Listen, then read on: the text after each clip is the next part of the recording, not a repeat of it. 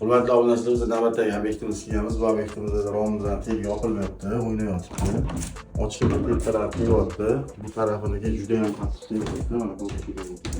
Buni hozir petlalarni almashtirib, zinkalarni almashtirib, yo'riqkalarni qilib beramiz. Bizdan kuzatish davom ettirib, tayyor holatda ko'rsatamiz.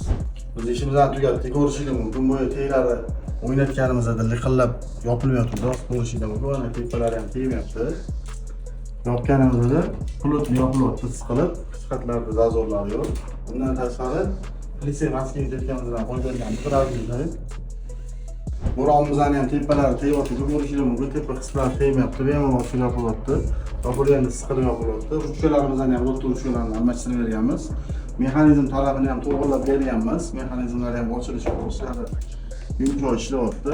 Bu tarafimizda ham plitse maskini tekkanimiz bor. Har doimgidek kimga shunaqa xizmatlarimiz kerak bo'lsa, Windows hamisha xizmat beriga tayyor. Usta tanlashda adashmanglar, pastiga raqamlarga murojaat qilishingiz mumkin. Hammaga rahmat.